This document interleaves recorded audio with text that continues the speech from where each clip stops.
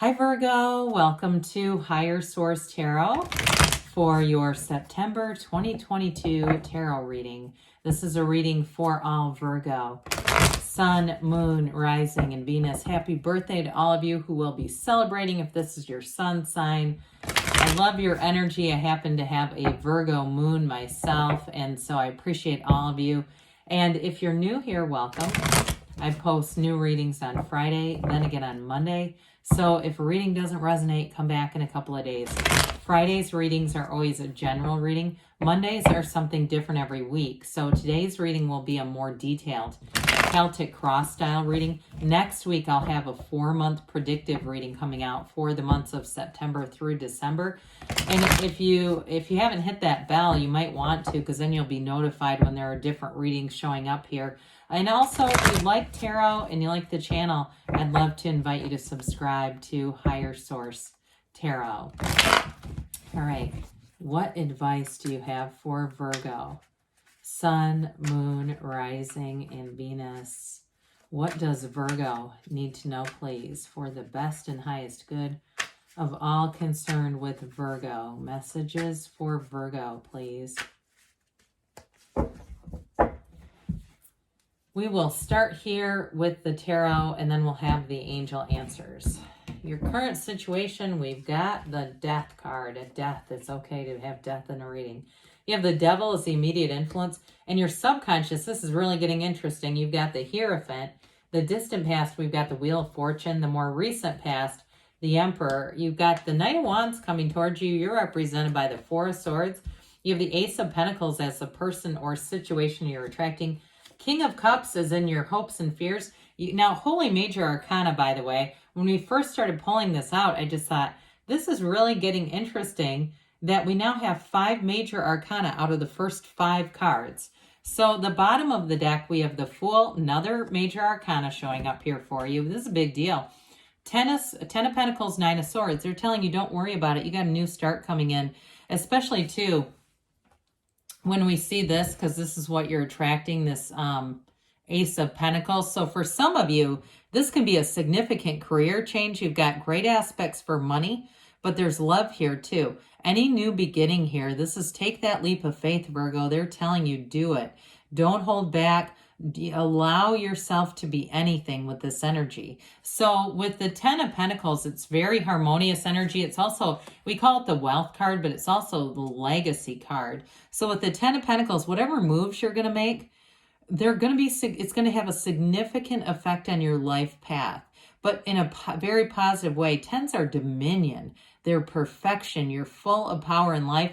Those of you that meet somebody new here, especially too if it's a water sign, you have several signs here. I guess we should talk about that. You have Aquarius, Taurus, Leo, Capricorn, Scorpio, Aries here. You've got all the elements showing up here. So, but with this, I do feel like any partnerships with that 10 of Pentacles, it brings in everything. I mean, it really is a union that is meant to be here. So the 9 of Swords is, like I said, it's needless worry. The black in the card can indicate contrast, so an experience that you don't want to repeat, or it can also indicate ignorance on some level, not being aware of something, not being aware that you're on the right path, being worried about something, being restless.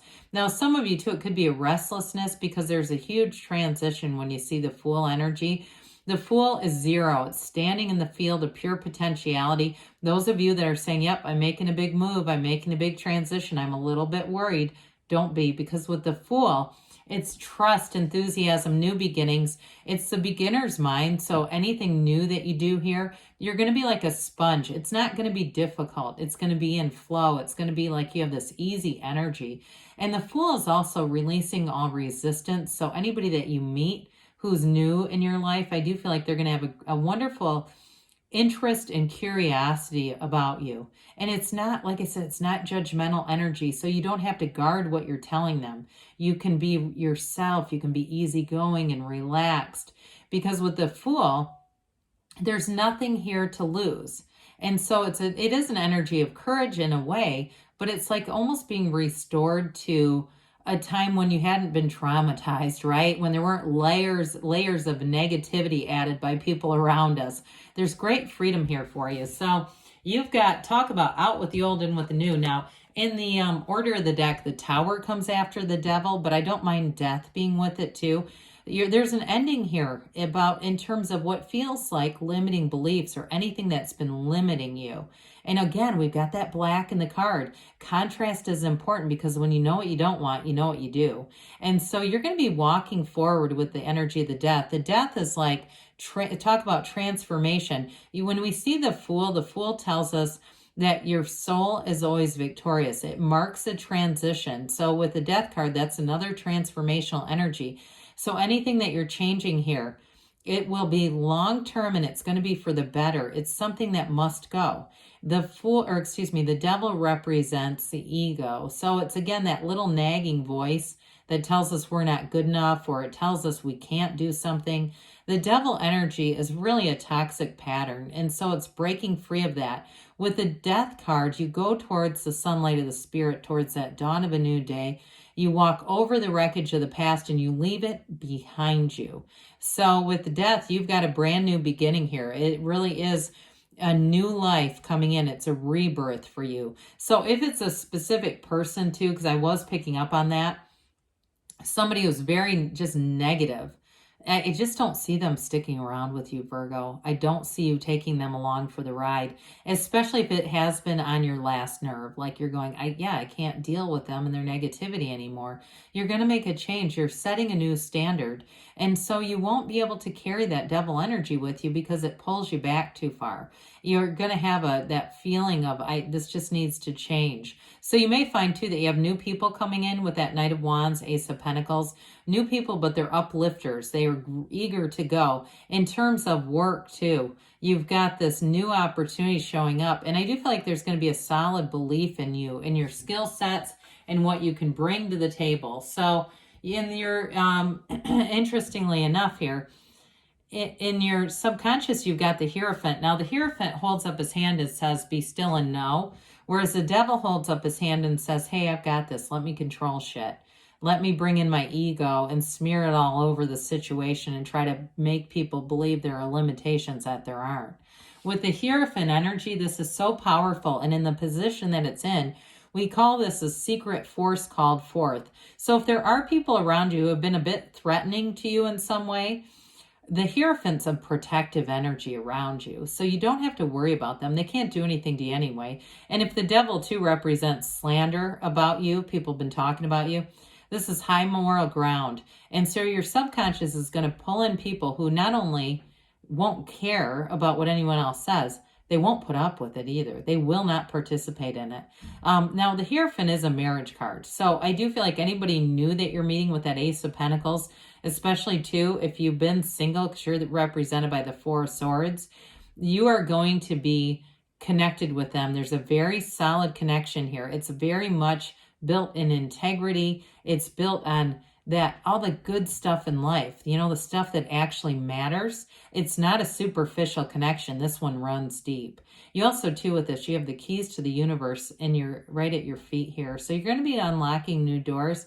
This card too is a card of unity. It's about bringing people together. So those of you too, if your life's purpose or your job has something to do with bringing people together, bringing communities together, you're passionate about social justice, anything like that, you're just going to be flourishing in this energy. So the Wheel of Fortune is like the lottery ticket of the tarot. It's one of them.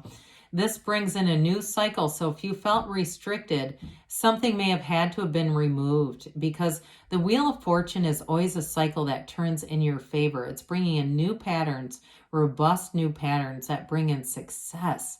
And so you may have had a very fortunate turn of events, especially where work is related, or if it's a relationship too, because right after that comes the Emperor, and it's like it connected you with somebody here that is going to help you. It's very helpful energy. The Emperor is the father of the tarot. But with the Wheel of Fortune and the Emperor together, that's like unstoppable energy. So if you got connected to in a relationship, it's somebody who's a true partner, with that Hierophant energy here as well too. So with this, because actually the Emperor comes right before the Hierophant, so it's really in this order. But I do want to say with this, I feel like you have a life partner coming in here who has you. I mean, they get you. And if it's work as well, they're going to give you a lot of what I feel like is respect and credit for the things that you bring to the table. So the Emperor is an interesting energy because it's a 4 and you're represented by a 4. It's about discipline. So some of you too may be disciplining yourself from toxic energies, gossip, all that crap, especially if you're at a new job. You may find that you make moves to keep yourself insulated from getting into that. You know, having conversations about your boss that could be taken out of context and seem nasty, or other coworkers where, you know, it's just not in the best and highest good. And especially too, if you're doing something, I hear community rebuilders, whatever that means, even if it's a volunteer thing, I feel like you're going to handle things in a way that builds things up with this. And so with the Emperor, he's also a partner for life as well. You've got a true partnership coming in here. He holds that staff, even though it's gold, it represents wealth because the Emperor is wealthy. He's the architect of the universe. But with this too, he represents Venus. So I do feel like you're pulling in love. And so you may meet somebody with this Knight of Wands coming towards you. This has I have a few different feelings about this one. Some of you, it may be a fire sign who comes in, and I do feel like they're head over heels. They're going to be very demonstrative. It might scare you just a little bit with you being 4 of Swords to have somebody come in and just lay it all out there. But with this Knight of Wands, Knights are of service. So in terms of work too, if you take a new job, you're going to hit the ground running. And I mentioned too, you're going to get respect, but it's like you're going to just feel like you came right in at the right time. Like you're just in sync with people. This brings in great career expansion. It's a wonderful card for growth and just feeling like you've got this limitless pool of creative ideas in this energy. So anybody too, if you work in a field that involves creativity, you may feel like too, though, those of you who do have an urgency to move, if you're moving, you're going to make the move here. I mean, like a geographic thing. With this, you're going to say, I just can't stay here any longer. I got to move on. And you'll do it with the Fool and this together. So with this 4 of Swords, it brings in balance. It brings in discipline like we talked about. But it allows you to get back to center. So whatever it is that you've needed to let go of, I feel like you can let it go in love with this. You get your mind quieted down and your heart open, because when we go through life with a noisy mind and an armored heart, we can't attract anything. So with this, the main thing, you quiet yourself down. Ask and it will be given. Knock and the door will open. But after this, we have to start taking some steps, because this is one of those energies where it's somewhat passive and inactive. You don't have the High Priestess here, but it kind of reminds me of that, where you get yourself centered. And from there, as you go out from there, is when you start to make moves. So with the Ace of Pentacles, you've got a new chapter. This is a beautiful energy for you and your own energy. It feels like luck, like you're in the right place at the right time and the right person is there. But it's really, like I said, it's alignment. But I'm telling you, whatever changes you make here, they're new, but they're long lasting. So friends that you meet, coworkers that you meet, you're going to be attached to them for a long, long time. It's an abundant new chapter here. There's growth coming in. In terms of a partnership, it's rock solid. It is somebody here who wants to build a future with you. Okay, so they're not looking for, let's just kind of see how this goes. I feel like it may happen rather quickly too, where they figure this out. And like I said, they may catch feelings and have a long-term plan before you do. All right, they may already be thinking about this before you even started to realize, like, this is getting serious. And so with the King of Cups, you do again have this energy of someone very mature coming in, emotionally available energy, somebody who's of love, who wants to build things together. If this is a boss too with the Emperor, there's something about them where they do want to have a very positive work culture. It is a card too of self-development. So again, with that meditation, all that good stuff, putting it in, because know that you're the best investment that you could make. With the 6 of Pentacles, 6s are beauty, harmony, and reciprocity. Whatever you're attracting, it's going to feel balanced. It's going to feel like it's the right thing to be doing. And it's going to feel just like you're on the right track. So with work too, you're going to be feeling like you're being compensated well. But even in a relationship, I do feel like it's got that solid energy, that balanced energy, so that you know it's moving forward and it's supposed to be. So let's see here what the angels have to say for you, Virgo. Messages for Virgo, Sun, Moon, Rising, and Venus. Advice for Virgo, please. What else does Virgo need to know, please? You have remained positive. Well, I would agree with that. Definitely a very solid, strong reading. Communicate clearly. The universe is always listening. No need to worry. We said that right away. That came in right away in the beginning of the tarot. They say a year from now, but don't let that scare you. It doesn't mean that nothing happens for an entire year. It's like a year from now, you'll look back and you'll say, I can't believe this. And they say, don't stop. You're on the right path. Good things are coming, Virgo. I love you, and I'll be back again soon.